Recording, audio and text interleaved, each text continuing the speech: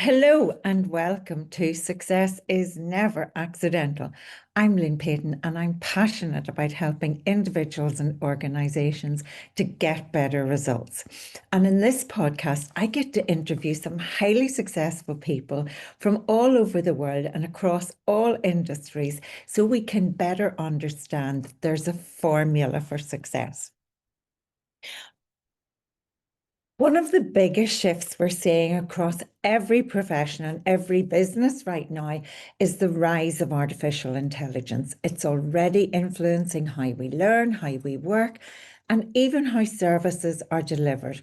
For many professionals, this feels exciting, but it's also unsettling. My guest today, Professor Amanda Taylor-Beswick, is a leading voice in how the social work profession adapts to the digital world. Amanda began her career as a social worker in mental health and working with deaf children and adults in Ireland. And through these practice experiences, she developed a curiosity about how advancements in technologies could and should be harnessed for social good. She went on to become a pioneering social scientist and thought leader in social work education. And she's been recognised as one of the UK government's top 3 women leaders in tech. As the founding director of the Centre for Digital Transformation at the University of Cumbria, Amanda continues to challenge and inspire with her innovative approaches to teaching, research, and professional development. Today, we're going to explore her journey, her achievements, why she's so passionate about technology, and why, regardless of what profession or industry we're in, we must embrace AI and do so ethically and systematically. So, help me welcome Amanda Taylor-Beswick.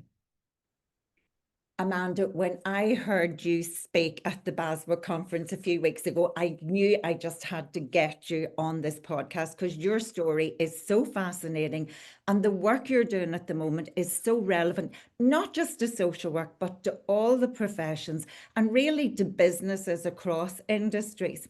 But roll back, tell us how it all started. Why social work? Gosh, that is such a so it feels like going down memory lane with you, Lynn. But first of all, I want to say thank you for being at the Basel conference and picking up with me after it. It feels really. I've been listening to some of the podcasts in the last couple of days, and I've been really enjoying them. And I'm going to listen to many more. I listened to Marcel last night, Marcel Leonard, Marcella Leonard, and yeah. that was really interesting. But yeah, how did my journey start?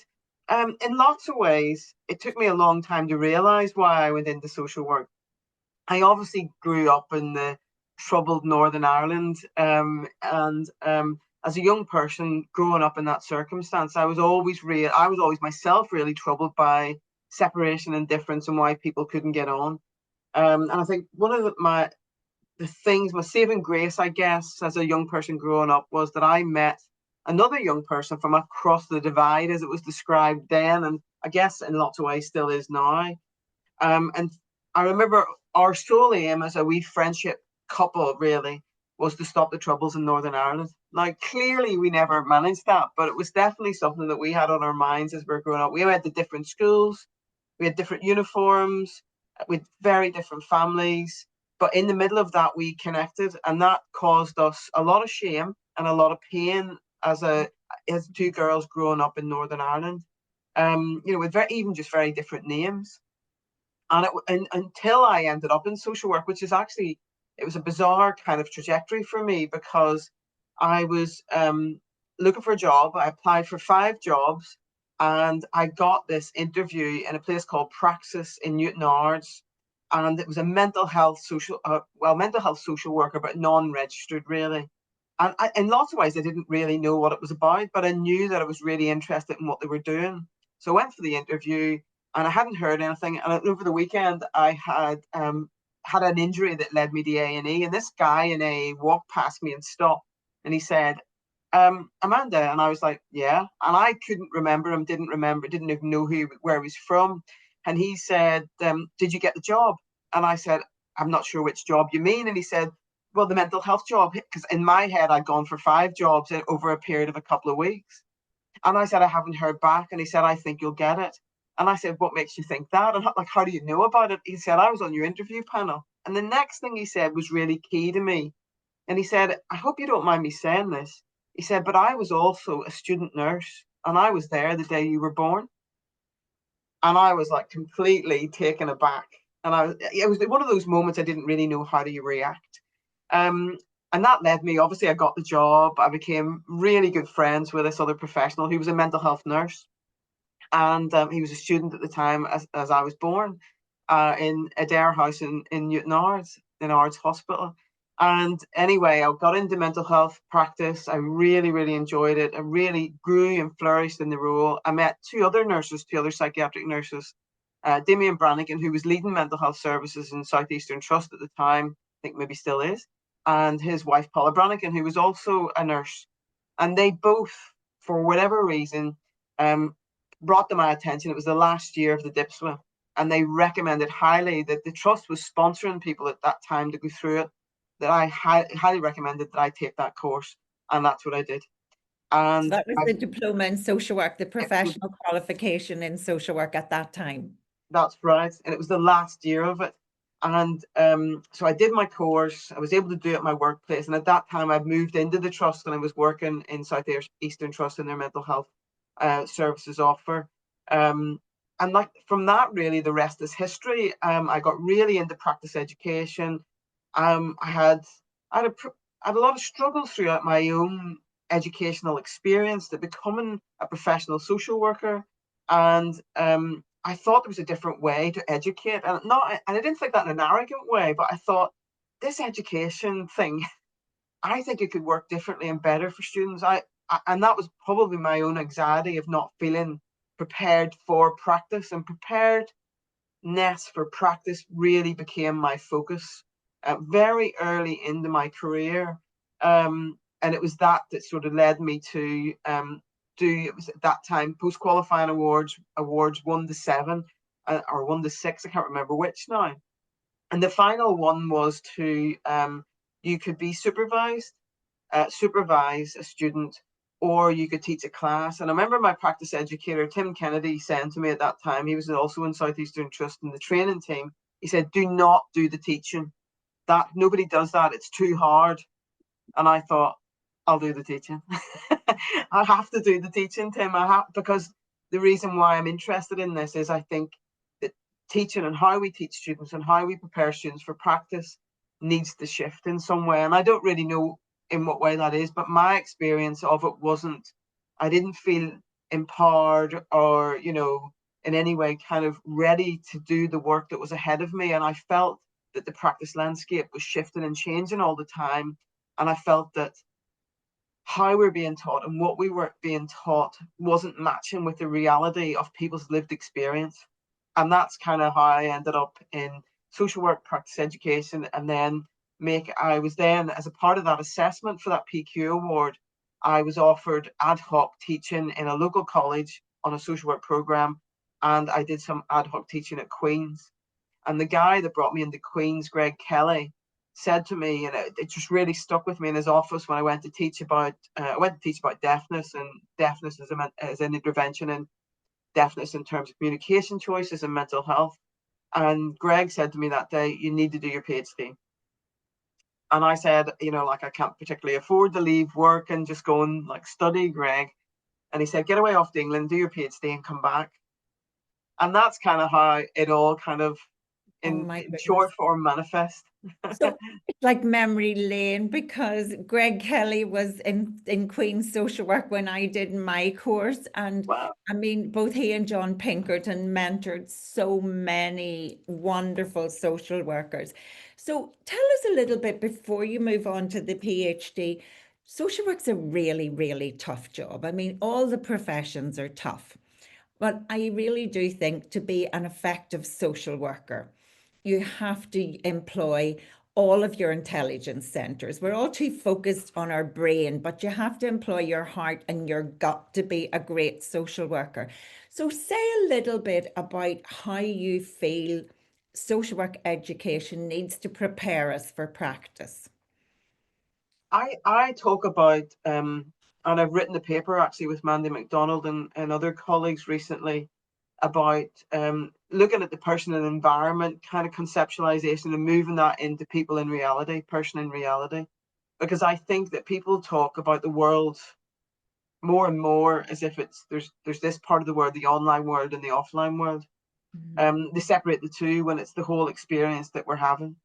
And I've felt since I was a student that the robust value base that we have, the theoretical underpinnings of our profession are really sound. I've always felt that we've got too many models, and we're always trying to fit things in the other things rather than to really rely in and lean into what we have, which I think is really robust and sound. But I think what we need to be more and more cognizant of is the world in which people are living, loving, living, and experiencing, loving, living, learning, and experiencing. And we need to teach the context more, because I think that, and as I was a student, this was the thing that I was really troubled by all the time, is that there's this environment that I'm going to work in, but there's lots about what I'm being taught that doesn't match with that environment. And I know we talk about curriculums being like unwieldy and overbearing, there's too much we need to teach and all this sort of thing. But I actually think that there are a few things that are key, our values, communication, empathy, but being very cognizant of our environment, the environment in which people are experiencing, because that's where the vulnerabilities are and the problems are and the potentials are within that environment. And I feel preparation for practice needs to be much more people in reality rather than people in environment. Actually, I think it needs to do quite a significant shift into that space of what are actual people experiencing. And a lot of that at the moment is very unseen. It's black box technologies. You cannot see a lot of what is going on. So it's very, very hard to navigate that as a social worker. And those skills of there's something not quite right here. We've always talked about social work in terms of intuition and social workers having that proclivity towards their intuition. And I do think there is some of that we need to be more reliant on. And that doesn't mean that everything we feel is right. Actually, that's quite dangerous in terms of a practice and preparing for practice. But there is something about how do we experience the world? How are other people therefore experiencing the world? And I do think that shift is long overdue. And I think I've been talking about that probably since I went into higher education in 2008, 2009. So, one of the things you said there that I think is critically important, when we're seeing people in context, we also have to look for the potential. There's a danger we focus on the problems, but if we come at it from a strengths-based model, Amanda, and we start to look for the potential, and we can do tiny steps if we start that and then start to celebrate with families and with clients what their potential is. So what was the PhD on? So when I came across the sea from Ireland, and there's a song in that, I got really interested. Well, it's only what 9 to 13 miles stretch of water, isn't it, at the widest sort of point or whatever, the closest point. But when I left Northern Ireland, even though there was that small gap of water separating us culturally, I found it really, really difficult. And I was not prepared for that at all. I thought that it was pretty much, going to be the same as being at home. It was going to be, just everything was different. The roads were different, how far people drove were different. There's just loads of differences that I was unprepared for. And technology at that time was really starting to emerge in terms of social technologies. So I was really leaning into those spaces to keep connected with, people that I knew and was familiar with, and my friends and my family. I remember I used to go onto YouTube and listen to loads of Irish music, and it was something I didn't do when I was in Ireland, because I just needed to feel a sense of tethering, and I felt really untethered from my culture. And people, when I first came over, and I remember having this awful experience in an assessment board where I was trying to say different names, and I just couldn't get my head around it because it wasn't familiar to me. Lynn, at home, we've got certain names and languages, and we Northern Ireland when I left was not a very diverse place at all. So there was lots of things for me to take on. So I used technology a lot, and what I saw very early on was the potentialities in technologies, emerging social technologies for connection, for collaboration, for all these various things. So I started to think about them from a pedagogic point of view. And then I was doing that for a bit and I was thinking, hang on, there's a bit of this that we also need to consider. And it was around ethics, the ethics of new and emerging technologies. And that then led to me to think about, how are these ethics playing out for the people we work with, and students in particular at that time, around their data, data exploitation, surveillance, all that sort of thing started to come up for me. And at the same time, or a few years later, but at a similar sort of time, sort of between 2010 and 2012, 13, 14, social workers started to become significantly unstuck. And I use that language really carefully, in terms of technologies, personal use of technologies, and that conflicting with professional standards. Mhm. And lots of social workers were finding themselves in front of regulatory bodies, having to answer for and account for their behaviours online. Mhm. And I got very, very interested in my responsibility as a social work academic and teaching social workers and preparing them for practice. What was it that I wasn't doing here that was meaning that these people were finding themselves in front of the regulator? And I wasn't seeing it from practitioners are getting this wrong. I was thinking, hang on a minute, what are we not doing to prepare them and reduce the likelihood of them getting it wrong in this space? So my PhD looked at how social work education was preparing students for practice in a digital world. And that just opened another whole kind of can of worms. About we had sets of regulatory standards that mentioned and referred to technologies, but what was missing for me was in my own practice, and I was very much taking responsibility for my own practice, was what I was doing to be able to support students to think about technologies in a critical way, in a professional way. And the big thing that really was coming out in terms of the data was that actually we're actually very afraid of this and we're not prepared for practice in this way. And actually, we're also concerned because we don't think any of you are prepared for practice in this way, or prepared and have the expertise to teach us what we need to know to be digitally professional. And that then just led to a whole kind of, well, just that's been sort of my focus for a long time now, intersections between, professionalism, people, and technologies. Mm. Well, let's just, because it's funny you talk about the digital world in 2010, and people are really only thinking that the digital world happened last year. So it's fascinating that you talk about how organically that has developed over time. But you're now a leading voice, Amanda, on digitalization in social work and education. What opportunities does AI open up for social workers and other professionals in terms of effectiveness, efficiency, and even creativity?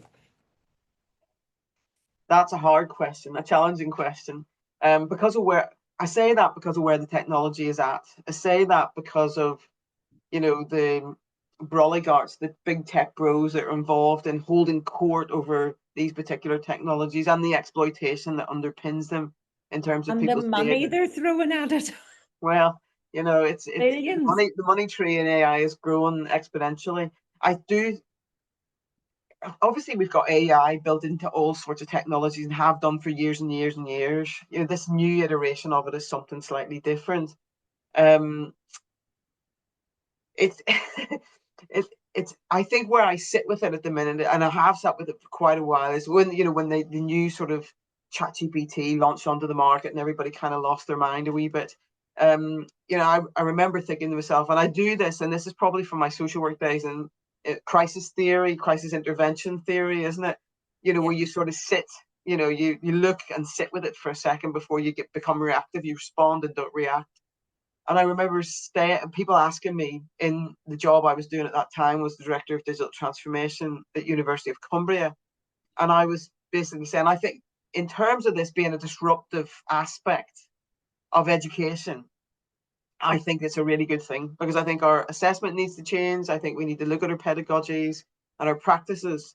So I think in terms of social work, that's starting to bear out a bit now in terms of efficiencies, and people see it about scale and efficiency. I think it's about people. This impacts people. And the bottom line is, for me, unless we build a digital ecosystem and infrastructure, like our hospitals, like our, anything that's around governance, like our roads and our motorways that have got guardrails around them, to do our public business on, I think we're always going to be in this space, this very troublesome space where we can't guarantee people's safety, the safety of their data, and therefore what happens to them as a result of that in terms of these technologies. So I think we're in a place where, and I say this often, we need to pause, and take stock. And I know things are moving fast, but actually I think that's even more of a reason to pause and take stock and think about that what technologies, AI technologies, can be built to do public services work, to do professional services work, to do work in a way that doesn't exploit people and their data and doesn't cause them any further harm. What we can't be doing is deploying technologies that we don't understand. John Naughton, years ago, professor at Oxford, John wrote about, he wrote a book called Gutenberg, Zuckerberg to Gutenberg, Gutenberg to Zuckerberg, I think is the title. And he talked about in there, that we're using technologies that we don't understand. That's a bit like saying, I don't remember, Lynn, if you remember years ago when you first started off in social work and there was ever any equipment, you weren't permitted to even look at it unless you'd done the training. Yeah, that's You true. weren't permitted to even use it unless you've been ticked off as competent. How can we do that in a black box technology if the technologists themselves are telling us they don't understand what's happening in those spaces? How can we then deploy that on and into people's lives? Because the implications, from my point of view, from a rights point of view, privacy's point of view, are too great. The risks are far too great. So to build the technology, and every day I open the news or my computer or new literature, there is more and more commentary on the whys and wherefores of AI and technologies in the social world. There are lots of more groups of people emerging and uniting together, collaborating around ideas of rights and privacies and protections and guardrails.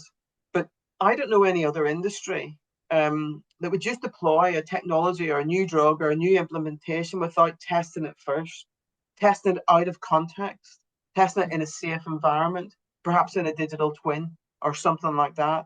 The environment where it's not going to cause harm. But my angst continues to be that if we're deploying technology we don't understand, the implications to the people we work with are too great. So therefore, we are doubly disadvantaging them.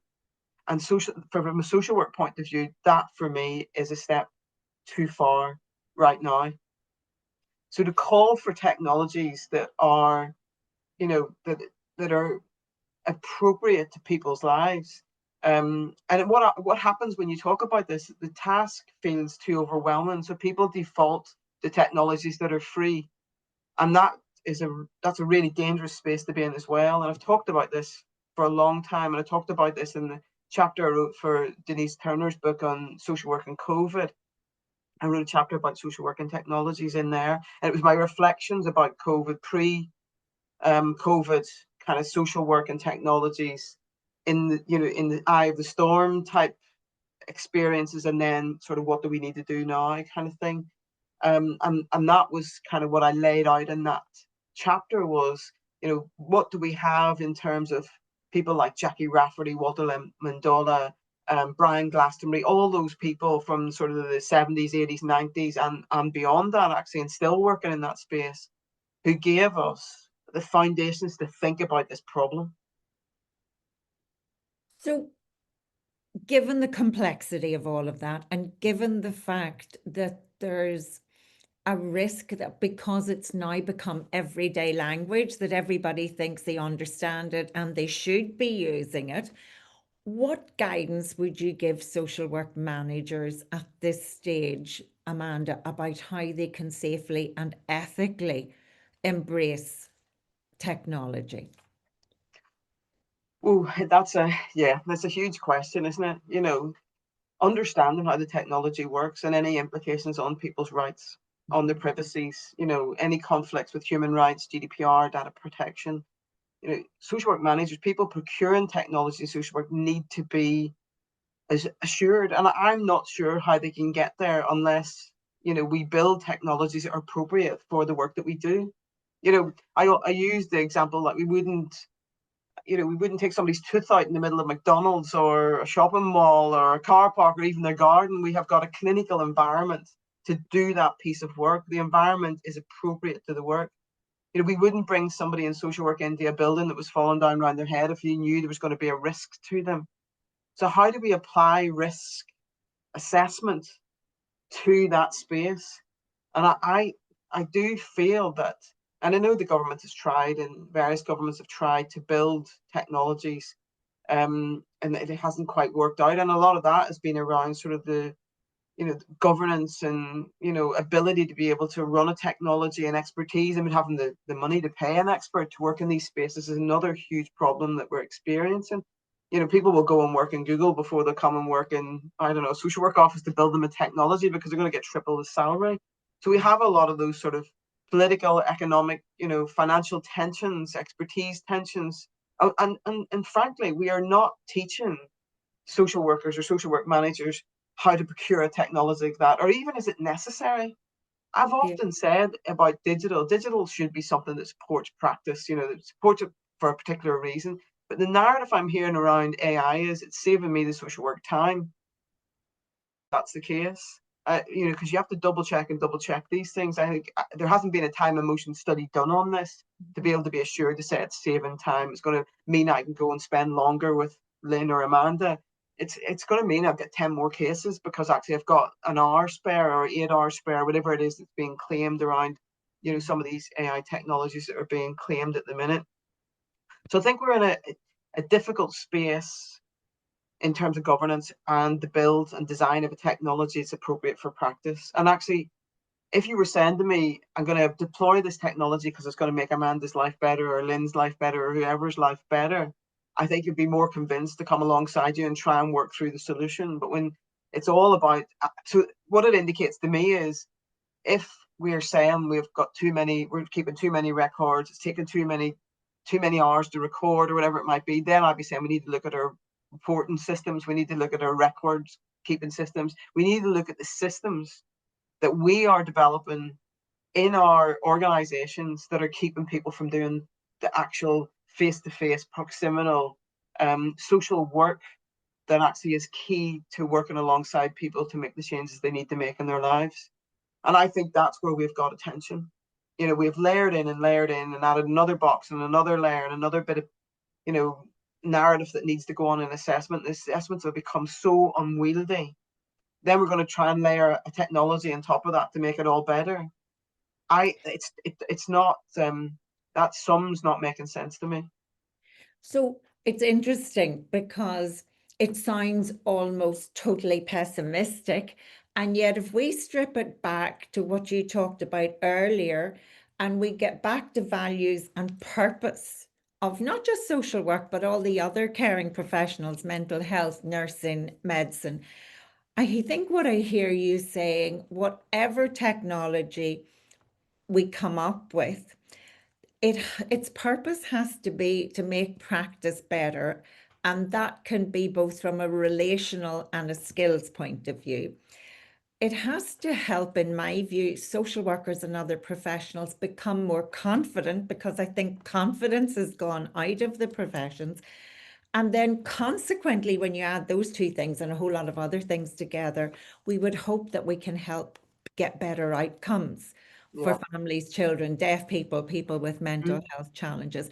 So we need to go back and come at it from that value space and get back on mission and purpose. Purpose. Yeah. And Yeah. we I remember in COVID where we were losing proximity to people, that sort of physicality in terms of our practice. And I remember thinking at that point, in one way, it was like, be careful what you wish for, Amanda, because we wanted people to use more technologies and use them efficiently and effectively and all the rest of it. But then what we had was, the complete polar extreme. And I remember thinking, when we get out of this, there's going to be a sweet spot, a spot where we use technologies to support practice in ways that are efficient and effective and that serve social good. And there was a big, massive regression went on, and then AI appears, and everybody sees this. And I think, in fairness to organizations, practitioners, people who are procuring these technologies, they are working in circumstances that are almost impossible. And it's no surprise to me that people are looking for quick fixes. But I honestly do not believe that this is a quick fix. Not the way in the form it's taken right now. and in the way it's being implemented. I think somewhere down the line, if we get technologies that are built for public services uses, they've got guardrails around them, and they're appropriate to practice, I think there will be ways that we can implement various types of technologies at in various types of ways. But I just don't think that trying to throw solutions that haven't been tested properly out of the actual clinical practice environment is the right way to go. I think we have much more of a responsibility to people that we work with to be able to inform them about how these technologies, how they talk to each other. We need to talk. I don't know anybody that talks to service users. I don't know how they get consent, to use these technologies in the clinical practice environment, because to get consent to use a tool or a technology in practice, you need to be able to articulate it. And it's very, very difficult to articulate a black box technology when you don't know how it works. Yeah, yeah. And that's that whole thing about informed consent. It's not informed if people don't fully understand it. Fascinating discussion, and clearly lots more work to do. And thankfully, we have people like you in that space trying to make sense of it all. I'm going to pivot and go back to talking about you a little bit. If you think in terms of your own success, which habits and practices or even mindsets have helped you stay as successful as you are and focused? Gosh, I was thinking. Well, I've been thinking about that word quite a lot, Lynn, in terms of like, do I even think about success? How does success what does it mean to me? Do I think about it? And I think I'm not sure I think about it in that particular, in the I think it more in the we. What do I contribute to the collective that makes a difference?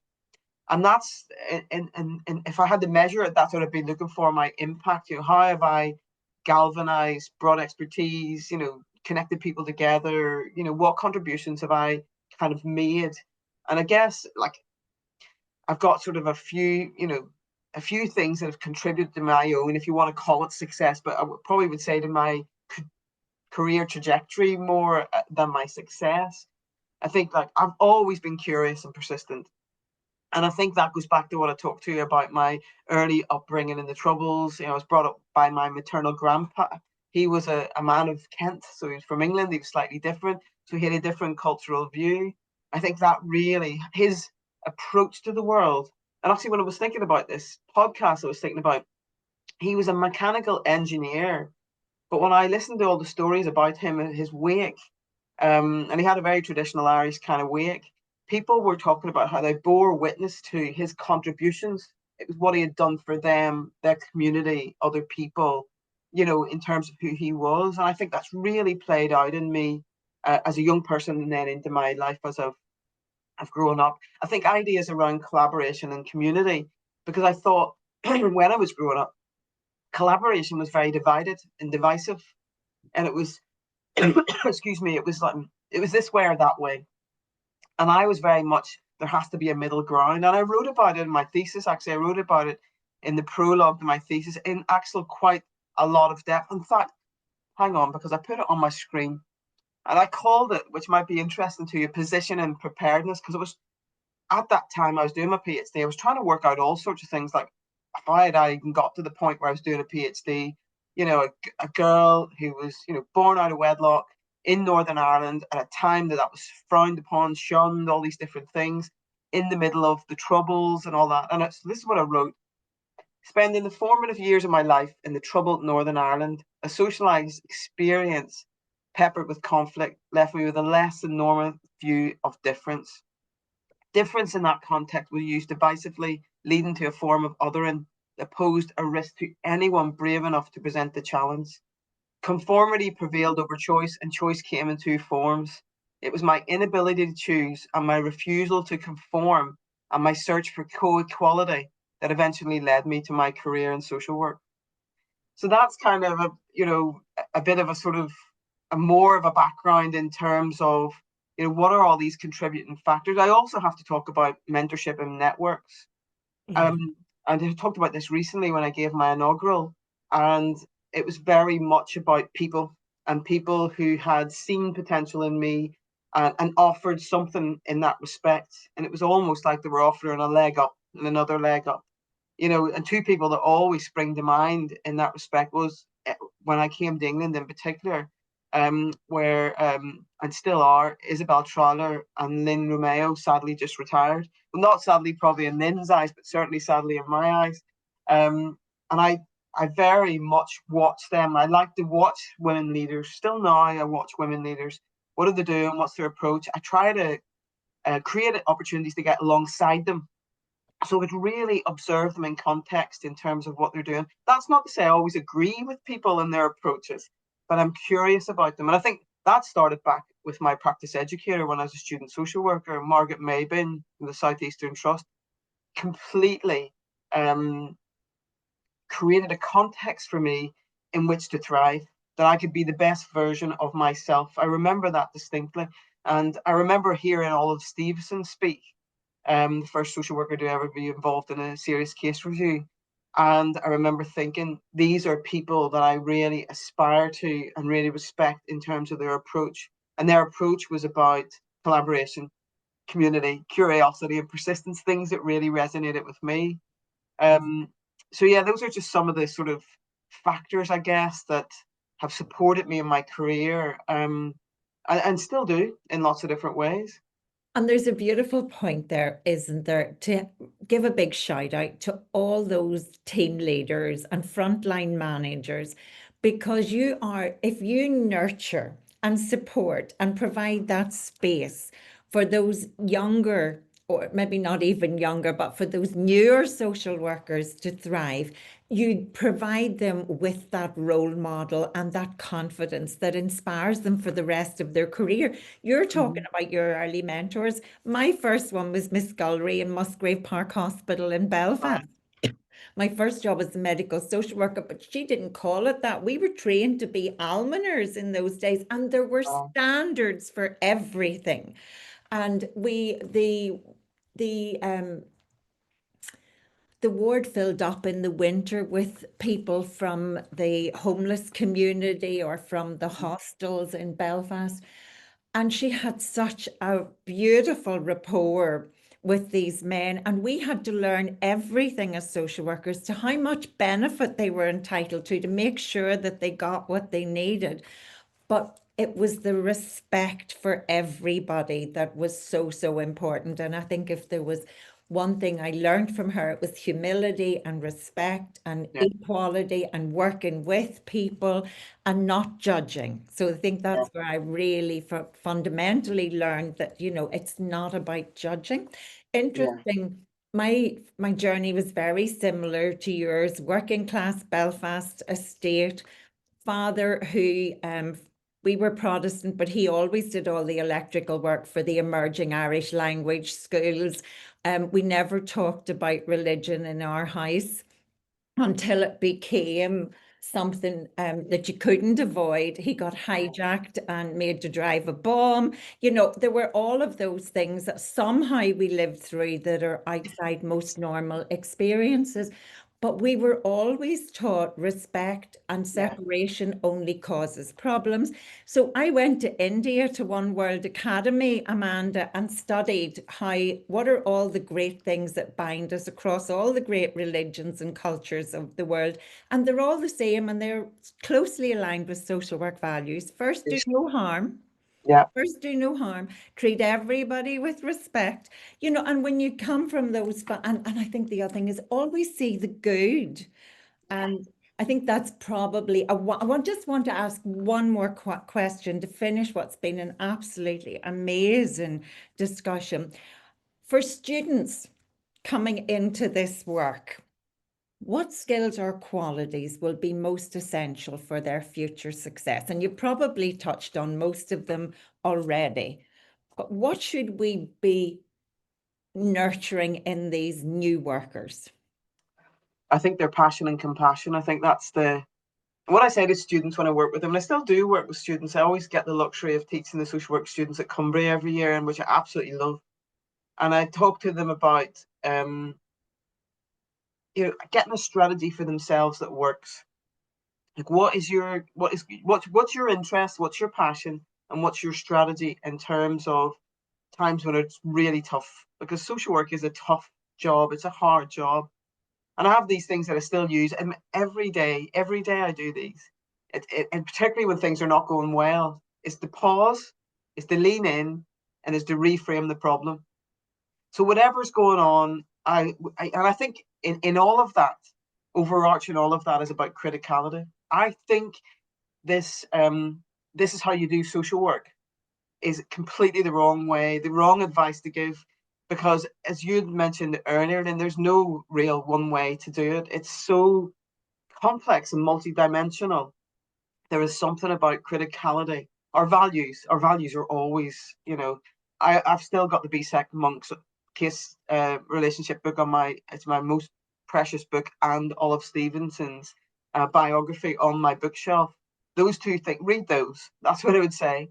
Okay. And think about getting your own strategy for doing this work. Stay very, very close to your passion and stay very, very close to your compassion.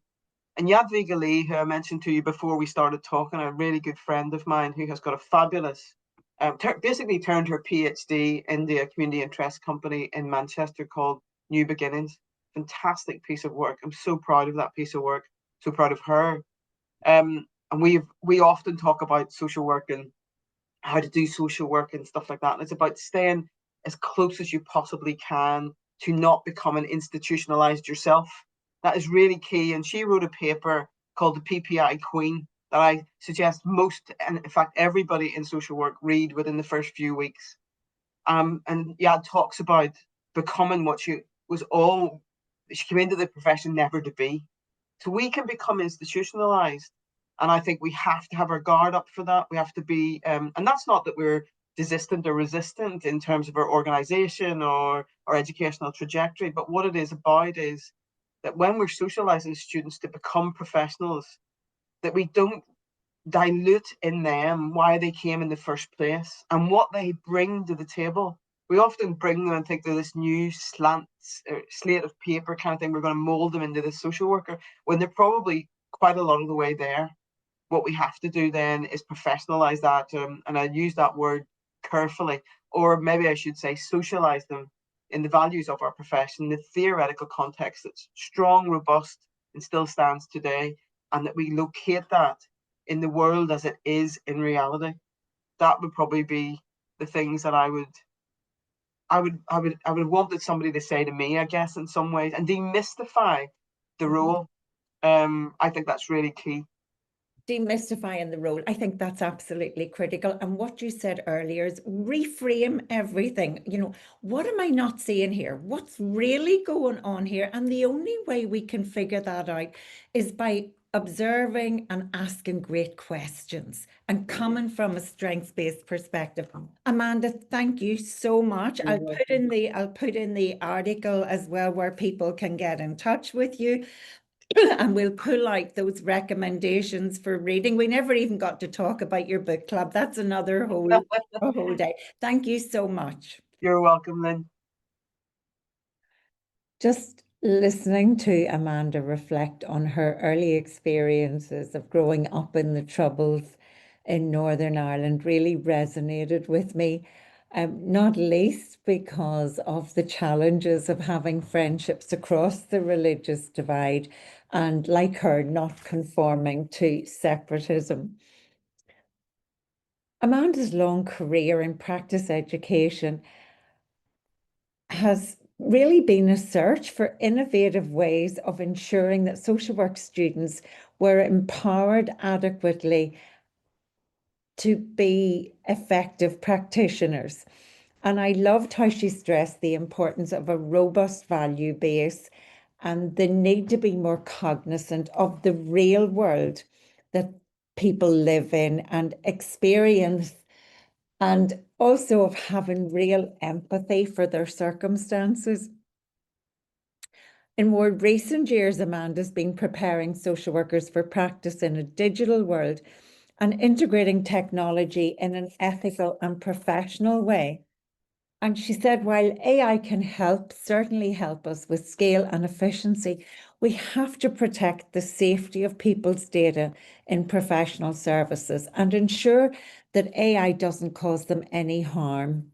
And one of her concerns from a rights-based point of view is that many of the technologies aren't appropriately understood or tested. And she said it's essential that we build technology that's appropriate to the work we do and supports good practice. And then we have to train people in its use. And we need to also ensure informed client consent, which we can't do if practitioners and professionals don't themselves understand the technology. And talking about success, Amanda saw her success in terms of the impact she's made and how she's contributed to the profession. Now, those of you that I have coached know I love all of the C's of leadership, and Amanda had her own set, and that included curiosity, contribution, collaboration, and community, and a refusal to conform. I think it's really important that as professionals, we determine which parts we're not going to conform to. And when I asked her about what were some of the skills and qualities that professionals are going to need to be successful in the future, she said, have a passion for what you do, know your values, stay aligned to your values, be compassionate, and avoid becoming institutionalized. And when facing challenges, she said, pause, take a breath, lean in, and then reframe the problem. Tony Robbins always says, reframe the problem in solvable terms. So follow Amanda on LinkedIn and follow the debates about how we can ensure that technology is ethically integrated into the professions.